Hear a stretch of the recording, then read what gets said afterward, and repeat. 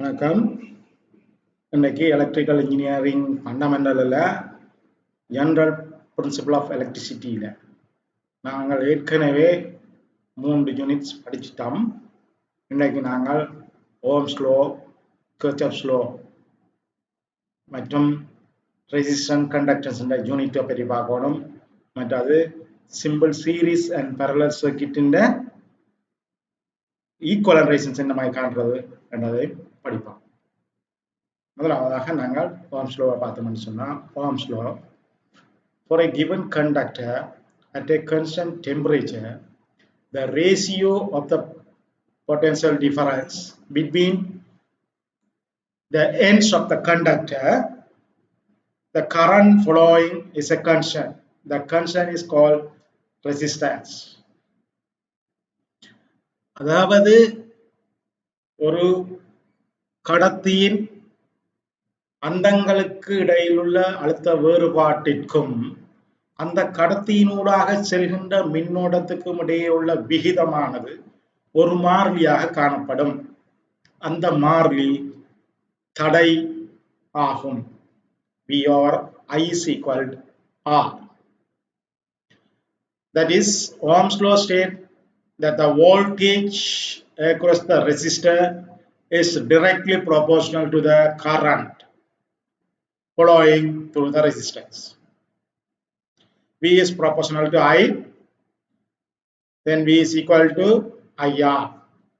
V மின்னோட்டம் அழுத்தத்துக்கு நேர்வீத சமனாக இருக்கும். அந்த நேர்வீத சமனாகிறதுக்கு R என்ற மாறிலியால் பெருக்கிறோம். அந்த மாறிலி தடையாக காணப்படும். இங்க V is the potential difference அல்லது applied voltage. I current passing through the resistor, தடைக்கூடாக போகின்ற மின்னோட்டம். R resistance of resistor காணப்படும். அடுத்ததாக தடை மற்றும் கடத்துத்திறன் பற்றி பார்ப்போம். இங்க முதலாவதாக தடையை பார்த்தோம்னு சொன்னால், resistance of an element denotes its ability to resist the flow of current. It is measured in ohms. Resistance என்பது கரண்டின் ஓட்டத்திற்கு எதிராக செயற்படுகின்ற ஆற்றல் தடை என்று அழைக்கப்படும். இது ஓமில் அழைக்கப்படும். ஓமுக்குரிய குறியீடு இவ்வாறு காட்டப்படும். The resistance of any material with a uniform cross-sectional area depends on cross-sectional area and its length. ஒரு கடத்தியின் தடையானது சீரான குறுக்கோட்டு பரப்புடைய கடத்தியுள்ள தடையானது அந்த குறுக்கோட்டு பரப்பிலையும் அந்த கடத்தியின் நீளத்திலையும் தங்கியுள்ளது. R is equal rho into L over A. Rho என்பது அந்த கடத்தி திரவியத்தின் தடைத்திறன். Where rho is known as the resistivity of an material in ohm meter. Rho ohm meterல அளக்கப்படும். Power dissipated by resistance expressed in terms of R. இந்த தடையால் எடுக்கப்படுகின்ற சக்தியானது R சார்பாக இவ்வாறு கொடுப்பது என்று பார்த்தோம்னா, நார்மலா power P is equal to V into I ஆக இருக்கும்.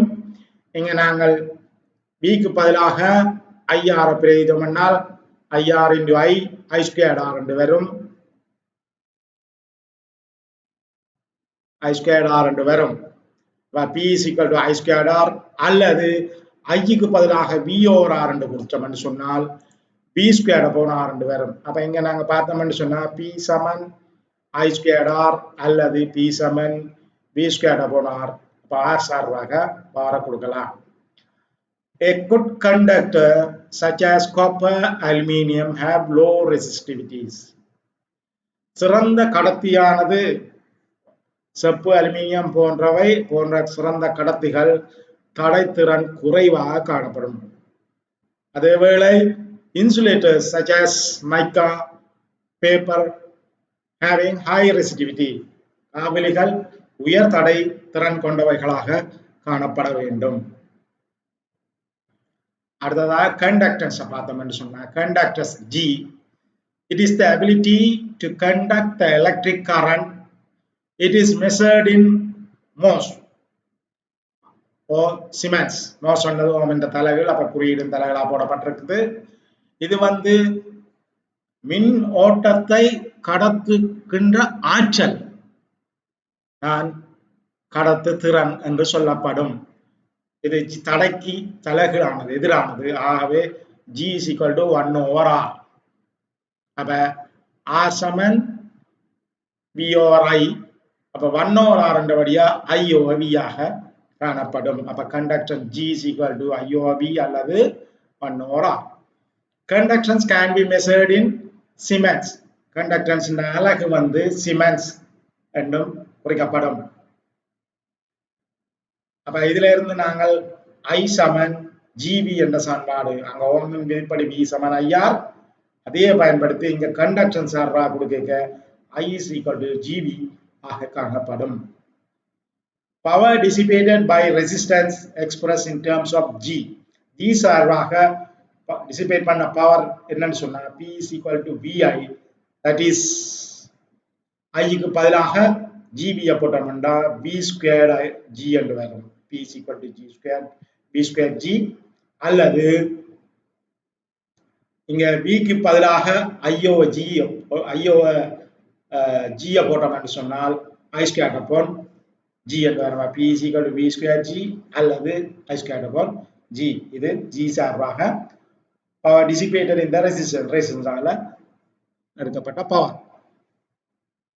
அடுத்ததாக ஓமின் விதியை பார்த்தோம்னு சொன்னா, ஓமின் விதி பல நேரம் பார்த்தனாங்க. இனி நாங்கள் கர்ச்சஸ் லோ பார்ப்போம். கர்ச்சஸ் லோ ரெண்டு விதமான கர்ச்சஸ் லோ இருக்குது. கர்ச்சஸ் கரண்ட் லோ, இது கர்ச்சஸ் ஃபர்ஸ்ட் லோ, KCL ன்னு சொல்றது. அடுத்தது கர்ச்சஸ் வோல்டேஜ் லோ, அது KVL ன்னு சொல்றது. அது கர்ச்சஸ் செகண்ட் லோன்னு சொல்றது. இங்க நாங்கள் கர்ச்சஸ் கரண்ட் லோ முதல்ல பார்த்தோம்னு சொன்னால், the sum of the current entering a node is equal to the sum of the currents leaving the nodes. ஒரு ஜங்ஷன், ஒரு சந்தியை நோக்கி வருகின்ற மின்னோட்டங்களின் கூட்டுத்தொகையானது சந்தியிலிருந்து வெளியேறுகின்ற மின்னோட்டங்களின் கூட்டுத்தொகைக்கு சமனாக காணப்படும். நாங்கள் இந்த படத்துல உள்ள ஜங்ஷனை பார்த்தோம்னு சொன்னால், இங்க I1 சந்தியை நோக்கி வருது, I2 சந்தியில இருந்து வெளியேறுது, I3 சந்தியை நோக்கி வருது, I4 சந்தியை நோக்கி வருது, I5 வெளியேறுது. அப்ப சந்தியை நோக்கி வாரது I1 plus I3 plus I4, அது சமம் I2 plus I5 ஆக காணப்படும். In other words, the sum of the currents flowing towards a point is equal to the sum of those flowing away from it. ஒரு சந்தியை நோக்கி வருகின்ற மின்னோட்டங்களோட கூட்டுத்தொகையானது சந்தியிலிருந்து வெளியேறுகின்ற மின்னோட்டங்களோட கூட்டுத்தொகைக்கு சமனாக காணப்படும். Or the algebraic sum of the current towards a node is equal to the algebraic sum of the currents leaving it. அதாவது டோட்டலா நாங்க பார்த்தோம்னா algebraic sum of the current is equal to 0. மின்னோட்டங்கள் அச்சராணியை கொடுத்தது 0 ஆகும். இங்க அச்சராணியை 0 என்றால் உள்நோக்கி வாரது பிளஸ் ஆகவும் வெளிநோக்கி போறது மைனஸ் ஆகாம இருக்கும். இங்க பார்த்தோம்னு சொன்னால் I1 பாசிட்டிவா இருக்குது, I2 நெகட்டிவா இருக்குது, I3 பாசிட்டிவா இருக்குது, I4 பாசிட்டிவா இருக்கு, உள்ளுக்கு வருது, I5 வெளியே போறபடியா -5. அப்ப இவற்றின் அச்சராணியை கொடுத்தது 0 காணப்படும். Kirchhoff's voltage law பார்த்தோம்னா, Kirchhoff's second law states that in any closed path in a network, the algebraic sum of the IR product is equal to the EMF in the path. ஒரு மூடிய சுற்றை நாங்கள் எடுத்துக்கொண்டால் அதுல உள்ள தடைகளின் வீழ்த்தப்படுகின்ற அழுத்தங்கள, அதாவது IR பெருக்கங்கள கூட்டுத்தொகையானது அதில் உள்ள மின்னியக்க விசைகள கூட்டுத்தொகைக்கு சமனாக காணப்படும். In other words, in any closed loop, the algebraic sum of the EMF applied is equal to the algebraic sum of the voltage drop in the elements. ஒரு மூடிய சுற்றுல, அதாவது மூடிய சுற்ற மெஷ் என்று சொல்றது, காணப்படுகின்ற எலிமெண்ட்ஸ்ல வீழ்த்தப்படுகின்ற அழுத்த வேறுபாடுகளின் கூட்டுத்தொகையானது அங்கே காணப்படுகின்ற சோர்ஸ் முதல்கள் என்ற மின்னியக்க விசைகளின் கூட்டுத்தொகைக்கு சமனாக காணப்படும். Kirchhoff's second law is also known as voltage law or mesh law. அப்ப இங்க பார்த்தோம்னு சொன்னால் ஒரு சுற்றுல காணப்படுகிற IR ப்ராடக்ட் என்ற கூட்டுத்தொகை. இங்க சிக்மா என்பது கூட்டுத்தொகை. Sigma IR is equal sigma E. E என்றது EMF என்ற கூட்டுத்தொகை. இங்க IR ப்ராடக்ட் என்ற கூட்டுத்தொகைக்கு சமனாக காணப்படும். இத மேலும் பார்த்தோம்னு சொன்னால் a closed circuit is shown in figure which contains on two connection of batteries E1 and E2. The overall sum of EMFs of the batteries is indicated by E1 minus E2. என்னன்னு சொன்னா இந்த battery இந்த திசையில இருக்குது, இந்த பேட்டரியும் இந்த திசையில இருக்குது, E1 இப்படி இருக்கு, E1 இப்படி இருக்கு. நாங்கள் இப்ப இந்த திசையில வரோம். அப்ப இந்த திசையில வரைக்கும் E1 பாசிட்டிவ் ஆகும், இப்படி இருக்க E2 நெகட்டிவ் ஆகிருக்கிறோம். அந்த கூட்டுத்தொகையில் அந்த கழிபட்டு E1 minus E2. The imaginary direction of the current is also shown in figure. கற்பனையாக நாங்கள் இப்படி ஓடுதுன்னு சொல்றோம் கரண்ட். அப்ப இங்க பார்த்து இந்த பிராஞ்சில் I1 போகுது, இதுல I2 போகுது, இங்க I3 இந்த திசையில போகுது. ஏன்னா பேட்டரி இப்படி இருக்கு, இப்படி போகுது, I4 இப்படி போகுதுன்னு வச்சோம்னு சொன்னால் இங்க IR ப்ராடக்ட பார்த்தோம்னா இங்க I1 R1 பாசிட்டிவ் டைரக்ஷன்ல இருக்கும், இப்படி வர வழியா I2 R2 பாசிட்டிவா இருக்கும். அடுத்தது I3 R3 நெகட்டிவா இருக்கும், மைனஸ் I3 R3. அதே மாதிரி நாங்கள் இப்படி போறோம், மின்னோட்டம் இப்படி போகுது, I4 R4 நெகட்டிவா இருக்கும். அப்ப E1 minus E2 சமன் I1 R1 plus I2 R2 minus I3 R3 minus I4 R4 ஆக காணப்படும். இப்ப நாங்கள் ஒரு எக்ஸாம்பிள பார்த்தோம்னு சொன்னால் resistor of R1 10 ohms, R2 4 ohms and R3 8 ohms are connected up to two batteries of negligible internal resistance. ரெண்டு பேட்டரிகள் அவற்றின் புற அகத்தடைகள் புறக்கணிக்கத்தக்க அளவில் இருக்கிறது. அகத்தடை தரப்படும் இடத்து அந்த தடை இந்த தடையோட கூட்டப்படும். அகத்தடை தரவில்லை, அது புறக்கணிக்கத்தக்கது என்று தந்திருக்கு. அப்ப அகத்தடை இல்லை, படத்துல காட்டப்படுது. Find the current through each resistance. அப்ப ஒவ்வொரு தடைக்கும் ஊடா போகின்ற மின்னோட்டத்தை காண சொல்லியிருக்கு. அப்ப இங்க பார்த்தோம்னா R1 கூட போற மின்னோட்டம் காணணும், R2 கூட போற மின்னோட்டம் காணணும், R3 கூட போற மின்னோட்டம் காணணும். நாங்கள் இந்த கரண்ட் இந்த திசையை clockwise directionல ஓடுறதாக வைத்துக் கொண்டமாக இருந்தால் இந்த assume the current following direction indicated by arrow இந்த அம்புக்குறியால காட்டப்பட்ட திசையில ஓடுதுன்னு வச்சோம்னால் applying Kirchhoff's current law on junction C and A. இந்த ஜங்ஷன்ல நாங்கள் Kirchhoff's current law அப்ளை பண்ணுவோமாக இருந்தால் therefore current in mesh ABC, இந்த மெஷ்ல ABC இந்த மெஷ்ல ABC இந்த மெஷ்ல I1 ஓடுது. அப்ப இதால போற மின்னோட்டம் I1, இங்கேயும் I1.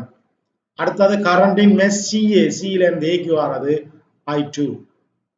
அடுத்தது current in mesh CDA, இப்படி வர கரண்ட் வாரது. இந்த ஜங்ஷன்ல பார்த்தோம்னா வார கரண்ட் இதுல இருந்து இங்கால I2 போட்டுதான் I1 ல I2 போனா மீதியா உள்ளது I1 minus I2 தான் இங்கால போகுது. இது நாங்கள் கரண்ட குறிச்சிட்டோம். இனி நாங்க Kirchhoff's voltage law அப்ளை பண்ணுவோம். அப்ப இந்த மெஷ் எடுத்துக்கொண்டோம்னா இதுக்குள்ள ஒரு சோர்ஸ் தான் இருக்கு, 20 volt சோர்ஸ் தான் பண்ணுது ஆக்டிங். அப்ப இந்த clockwise directionல எடுத்தோம்னா equating the sum of IR product, அப்ப EMF க்கு இதை ஈக்குவேட் பண்ணோம்னா நாங்கள் Kirchhoff's voltage law படி எடுத்தோம்னு சொன்னால் இதுல வர IR product 10 into R1, 10 வந்து R1, அப்ப 10 into I1 plus 4 into I2 is equal 20 volt. இது முதலாம் சமன்பாடாக காணப்படும். இதே மாதிரி ACD என்ற இந்த அடுத்த லூப்புக்கும் அடுத்த மெஷ்க்கு பார்த்தோம்னு சொன்னால் இங்க பேட்டரி 12 volts இருக்கு, இந்த டைரக்ஷன்ல அப்ப டைரக்ஷன் ஓகே. கரண்ட பார்த்தோம்னு சொன்னா I1 minus I2 அது இங்க வருது, 8 ohmல இருக்குது. இப்படி நாங்க வரைக்கும் இந்த I2 கரண்ட் இங்க போகுது, ஆனா நாங்க இப்படி வரோம், அப்ப மைனஸ் ஆயிருக்கும். அப்ப 8 தர I1 minus I2, R3 கூட போற மின்னோட்டம் I1 minus I2, அப்ப 8 into I1 minus I2 minus நாங்கள் இப்படி வரோம் I2 கீழே வருது அப்போ மைனஸ் 4 into I2 இது இந்த 12 வோல்ட்ஸுக்கு ஈக்குவலாக இருக்கும். அப்போ இதை 8 நாங்கள் விரிவுபடுத்தினோம்னு சொன்னால் 8I1 minus 8I2 minus 4I2 is equal 12. அப்போ இங்கே பார்த்தோம்னா 8I1 minus 8 into minus 8 plus minus 4 that is equal to minus 12I2 is equal 12. அப்ப இங்க ரெண்டு சமன்பாடு இருக்குது, ரெண்டு தெரியா கணியங்கள், ரெண்டு அன்னோன்ஸ் இருக்கு.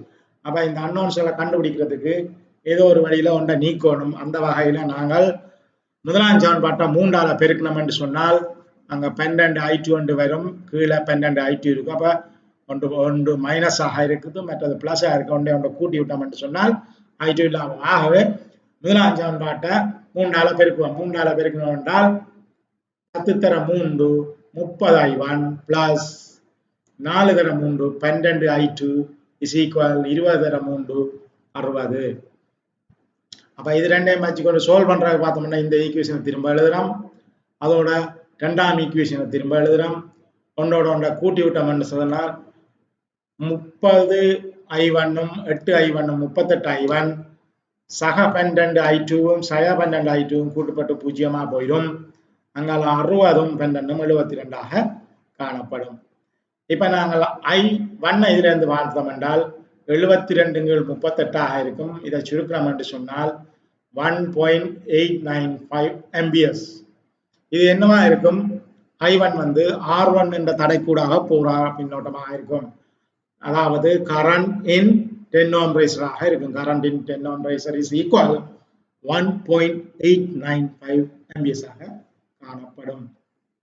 அடுத்ததாக பார்த்தோம்னா substituting this value in equation 1 we get முதலாவது சமன்பாட்டில் நாங்கள் 1.895 I1க்கு பதிலாக பிரதியிட்டோம் என்று சொன்னால் 10 தர 1.9895 plus 4I2 is equal to 20.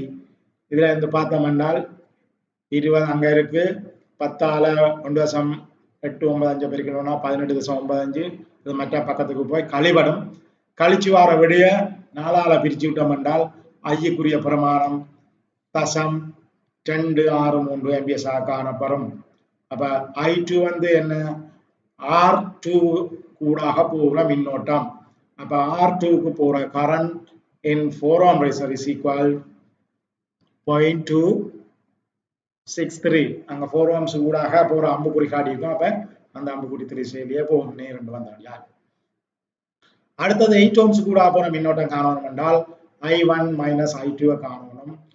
I1 minus I2 1.895 இருந்து 0.263 கழிச்சு விட்டால் 1.632 ஆம்பியர்ஸ் ஆக காணப்படும். இது current through the resistance R3 ஆக காணப்படும், 8 ohms ஆக காணப்படும்.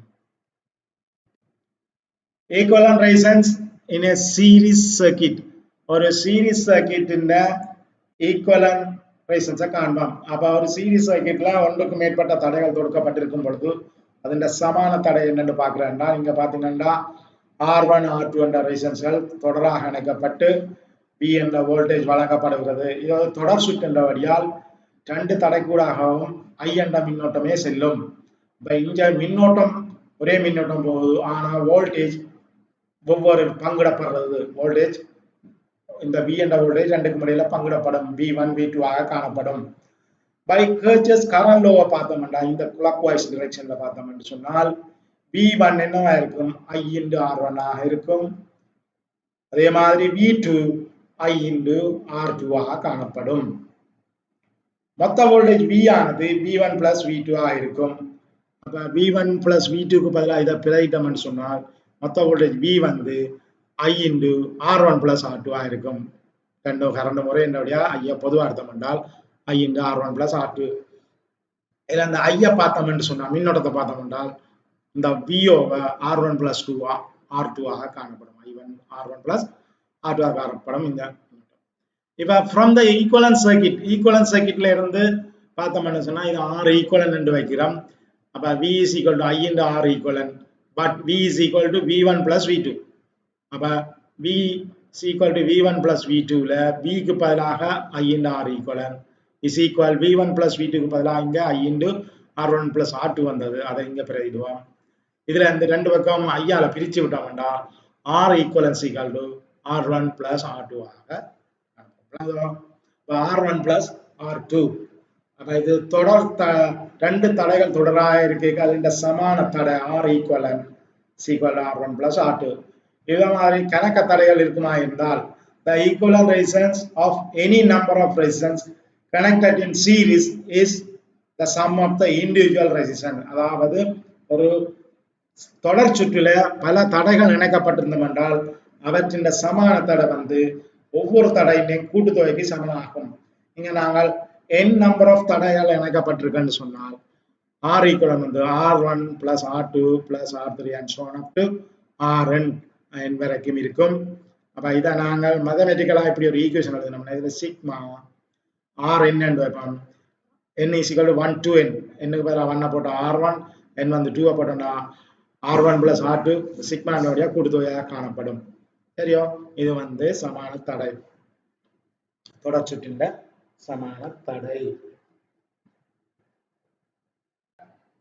சீரிஸ் ரெசிஸ்டன்ஸ் இருக்க அவற்றுக்கு இடையில எவ்வாறு வோல்டேஜ் டிவிஷன், வோல்டேஜ் என்ன மாதிரி பங்கிடப்படுகிறது? Resistance in series and voltage division. இங்க வோல்டேஜ் நான் ஏற்கனவே சொன்னான் V1 V2 என்ன பங்கிடப்படுகிறது. இந்த வோல்டேஜ் டிவிஷனை பார்ப்போம். வோல்டேஜ் அக்ராஸ் R1, R1 இடையில உள்ளது V1, அது வந்து I into R1. அப்ப நாங்கள் ஐக்கு கண்ட நாங்க மின்னோட்டம், மொத்த மின்னோட்டம் வந்து VO R1 plus R2, VO R1 plus R2 into R1. அப்ப இதை சுருக்கணும்னு சொன்னால் R1 over R1 plus R2 into V. அப்ப மொத்த வோல்டேஜ் ஆனது அந்த எந்த தடைக்கு குறுக்கே உள்ள அழுத்த வேறுபாடை காண போறோமோ அந்த தடையின் கீழ் மொத்த தடை தர மொத்த வோல்டேஜ் இந்த விகிதத்துல பிரிக்கப்படும் டிவிஷன். ரைட். அடுத்ததாக வோல்டேஜ் அக்ராஸ் R2 பார்த்தோம்னா V2, அது வந்து I into R2. ஆனா I வந்து என்ன VO R1 plus R2 into R2. அப்ப இங்கால பார்த்தோம்னா அது சமன் R2 upon R1 plus R2 into V. அப்ப இங்க வந்து R2க்கு குறுக்கே உள்ள தடை என்றபடியால் அந்த தடையின் கீழ் மொத்த தடை இன்று மொத்த வோல்டேஜ். இதான் ஞாபகத்தில் வச்சுக்கிட்டா சரி. The principle of voltage division, the source voltage V is divided among the resistance in directly proportional to their resistance. The larger resistance, the larger voltage drop. பெரிய தடையின் பெருமானத்துக்கு ஏற்ற மாதிரி அழுத்த வீழ்ச்சியும் அதிகரிக்கும். இப்ப பெரிய அளவிலான பெரிய அமௌண்ட் உள்ள தடையின் ஏற்படுற அழுத்த வீழ்ச்சியானது பெருசாக காணப்படும். சின்ன தடை என்றால் அதன் அழுத்த வீழ்ச்சி ஒப்புடைக்க ஒன்றோட ஒன்று ஒப்புடைக்க பெரிய தடைக்கு பெரிய அழுத்த வீழ்ச்சி, சின்ன தடைக்கு சின்ன அழுத்தம். அதனால இதை சொல்றது டிரெக்ட்லி ப்ரொபோர்ஷனல், நேர் விகித தொடர்பை கொண்டிருக்கும். அப்ப இதுல ஒரு VN என்ன, ஏதோ ஒரு என்னாவது தடையில வீழ்த்தப்படுகின்ற அழுத்த வீழ்ச்சியை VN என்று வச்சோம் என்றால் என்னாவது தடை என்றபடியா RN என்று மொத்த தடை என்று மொத்த வோல்டேஜ் ஆக இருக்கும் இந்த வோல்டேஜ் டிவிஷன். அடுத்ததாக ஈக்குவலன்ட் ரெசிஸ்டன்ஸ் இன் ஏ parallel circuit. parallel circuitல பல தடைகள் சமாந்தரமாக இணைக்கப்படும் போது, ஒன்றுக்கும் மேற்பட்ட தடைகள் சமாந்தரமாக இணைக்கப்படும் பொழுது இந்த சமான தடை எப்படி காண்பது என்று பார்ப்போம். நீங்க பார்த்தோம்னு சொன்னால் ரெண்டு தடைகள் சமாந்தரமாக இணைக்கப்பட்டு சோர்ஸ் வோல்டேஜ் V என்ற வோல்டேஜ் வழங்கப்படுகிறது. I என்ற மின்னோட்டம் வந்து ரெண்டுக்கும் இடையில பங்கிடப்படுது. இங்க I வந்து I1 ஆக ஒரு இடத்துல பிரிக்குது, மீதி I2 ஆக இங்கால வருகிறது. இங்க பார்த்தோம்னா இது ரெண்டுக்கும் இடையில தடையல் இல்லாதபடியா இது ஒரு நோட் A என்றும் இது தடையல் இல்ல, ரெண்டும் ஒரே புள்ளியாக கருதப்படும். இந்த புள்ளி ஒரே புள்ளியாக B, இது ஒரே புள்ளியா இருக்கும். அப்ப இங்க பார்த்தோம்னா AB என்ற புள்ளியா இருக்கு. இது சமான சுற்று. இங்க R ஈக்குவலண்ட் இருக்குது, அல்லது இந்த தலைவில் எடுத்தோம்னா கண்டக்டன்ஸ், இந்த ஈக்குவலண்ட் கண்டக்டன்ஸ் என்று வரும். இப்ப இங்க பார்த்தோம்னா பை ஓம்ஸ் லோவின் படி இந்த தடை R1 குறுக்க உள்ள அழுத்த வேறுபாடு I into R1. அப்ப இங்க V வந்து I1 R1, V வந்து I1 R1, அது சமனாக இருக்கும் I2 R2க்கு சமனாக இருக்கும். ரெண்டுக்கும் இடையில உள்ள அழுத்தம் வந்து இங்க இருக்குது, மின்னோட்டம் தான் பங்கிடப்படும், அழுத்தம் மாறாம். அப்ப இதுல அந்த கரண்ட எழுவா மாற்றி விட்டோம்னா I1 is equal to V over R1, I2 வந்து V over R2 ஆக காணப்படும். இங்க Kirchhoff's ஃபர்ஸ்ட் லா படி பார்த்தோம்னா வார மின்னோட்டம் I1 சமன் வெளியே போற மின்னோட்டம் I1 plus I2 ஆக காணப்படும். அப்ப இதுல நாங்க பிரதிட்டோம்னா I1 க்கு பதிலாக V over R1 plus I2 க்கு பதிலாக V over R2. இது ரெண்டுலயும் V ய பொதுவா எடுத்தோம்னா 1 over R1 plus 1 over R2. இது I க்கு சமனா இருக்கும். இதே மாதிரி சமான தடையில மின்னோட்டத்தை கண்டோம்னு சொன்னால் சமான சுற்றில from the equivalent circuit I is equal to V over R equivalent. இந்த வோல்டேஜ் இருக்கு, இந்த தடை ஒன்று இருக்கு. அப்ப மின்னோட்டமா செய்வாங்க. இப்ப I ய பார்த்தோம்னு சொன்னால் இந்த ஈக்குவேஷன் படி இங்க I வந்து V over R equivalent, இங்க I வந்து V into R1 plus 1 over R1 plus 1 over R2. அப்ப அது ரெண்டையும் சமப்படுத்தணும்னு சொன்னால் இந்த V யும் இந்த V யும் வெட்டுப்படும், பிரிவடும். அப்ப இங்க வரது 1 over R equivalent is equal 1 over R1 plus 1 over R2. இதுல இருந்து நாங்கள் R equivalent பமசி கண்டோம்னா R1 R2 பமசியா இருக்கும், மேல R2 plus R1 ஆ இருக்கும்.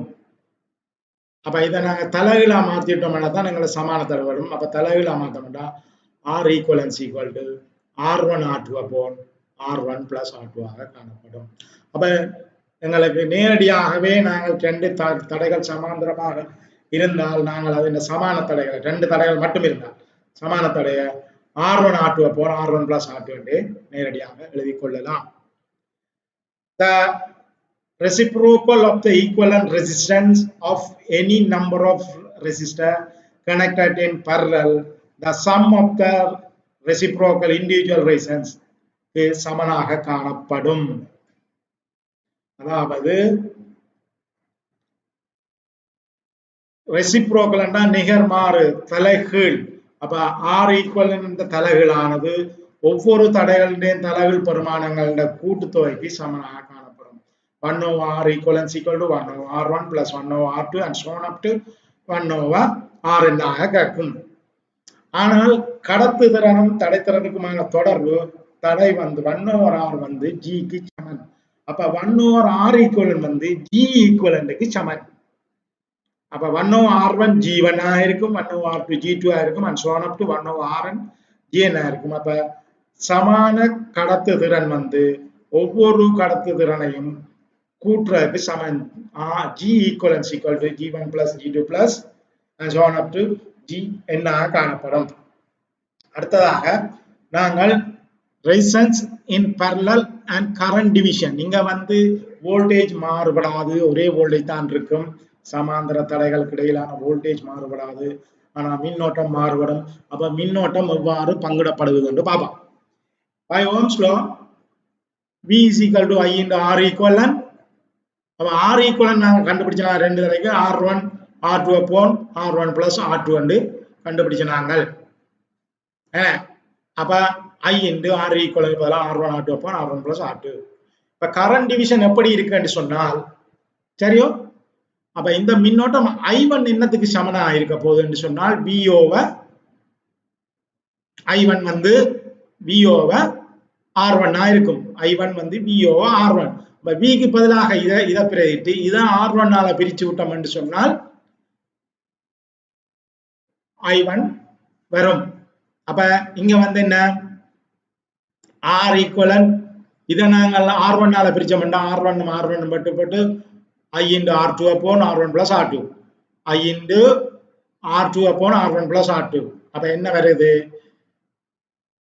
மற்ற தடை ரெண்டு தடைகள் சமாந்தரமா இருக்கும் பொழுது அதுல வார மின்னோட்டங்களோட பங்கிடப்படும் விகிதமானது மற்ற தடையின் கீழ் மொத்த தடை தர மொத்த மின்னோட்டம்.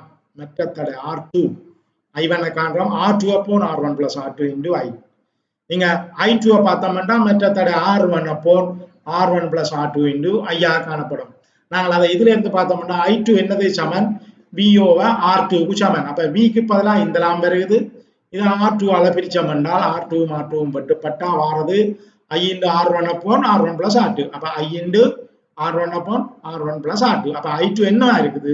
மற்ற தடை R1 upon மொத்த தடை R1 plus R2 into I ஆக காணப்படும். இதுதான் parallel resistance-ல மின்னோட்டம் பங்கிடப்படுகின்ற முறை. Thank you for watching this video.